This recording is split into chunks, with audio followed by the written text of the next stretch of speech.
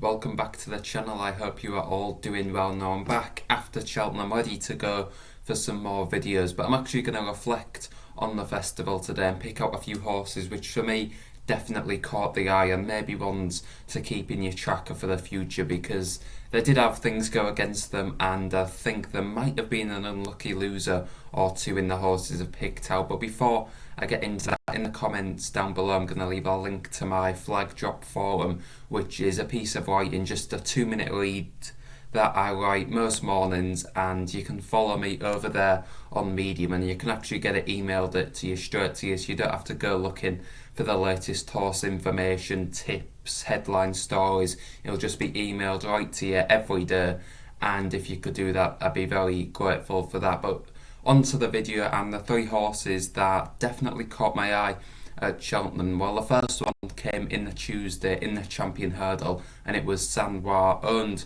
by JP McManus, trained by Willie Mullins, and this horse managed to finish fourth, and he has a rating of 155 coming into this, so on official ratings he had a lot to find, and he actually put in a very big performance. And I think a few people may have underestimated how well he did to get close to Honeysuckle, because that race, it was one where it wasn't the strongest run Champion hurdle of all time. They actually went pretty slow early on, and Sanoir was held up out the back by Mark Walsh, and I think he was probably a little bit too far back. Now this horse does have to be held up to settle early on, but he definitely didn't come from the best position, and down to the second last he was sneaking into contention, made a pretty bad mistake at the second last, lost a lot of ground, and then managed to keep on strongly enough up the hill past horses like Appreciate and some very good horses in behind Honeysuckle, and he finished fourth in the end, about 6 or 7 lengths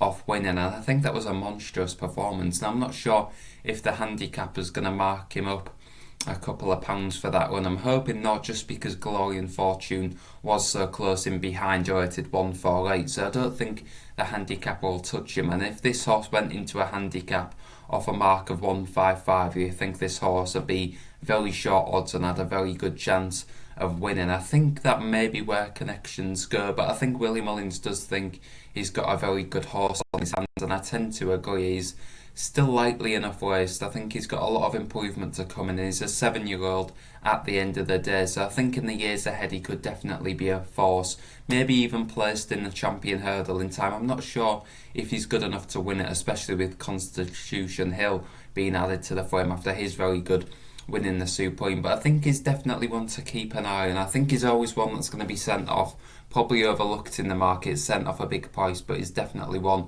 to keep an eye on. Now my second horse was one that ran in the Boodles, and it's HMS Seahorse, and I think he was perhaps one of the unluckier losers of the week, to be fair. He finished fourth in the end, but I think a lot of things went against the horse that day. Just from the start there was a false start. It went and jumped the first hurdle, so it was not the best start for the horse, but once they did actually set off, he had a wide trip under Brian Cooper, and he, as I said, he went very wide. He covered a lot of ground, lot more ground than literally every other horse in the race, including Gaelic Warrior, who hugged the inside, and Gaelic Warrior jumping right hand definitely did inconvenience this horse. There was quite a few horses jumping in front of him, which didn't help his jumping too much. He made a very bad mistake at the last, but he still managed to get going again and finished fourth, and he might have got a little bit tired late home, but I think that was a huge performance off a mark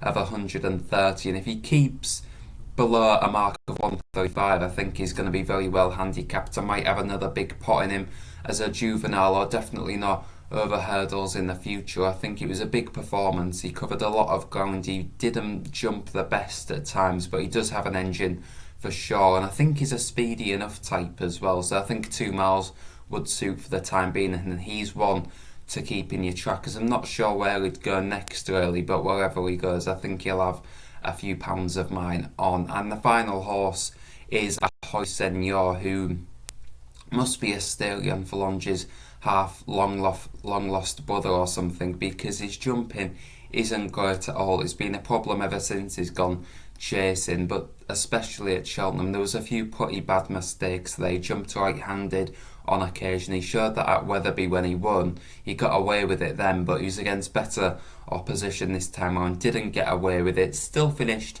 second, close enough to the home press, and he beat some very good horses in behind as well. I think Abadano was about 8 or 9 lengths away. That's a piece of decent enough form, and Galard de Menil was in third, only a length and a half behind. So some people have maybe questioned the form of that race, but I wouldn't pay too much attention to that. I think a Hoy Senior might just be the best horse in time out of that field, even though he still is very novice-y, and I think even though it is a jumping game at the end of the day, so you can't make excuses all the time, but if this horse learns to jump even a 6 or 7 out of 10, and I think he'll be winning quite a few Grade 1s, and I think stepping into open company might be tough for him next season against horses which do jump better, but maybe a stronger pace will help him to jump better. I'm not too sure, but I think this horse in time is going to be a Gold Cup winner. I think he's a serious animal. He's got a freakish ability that not many other horses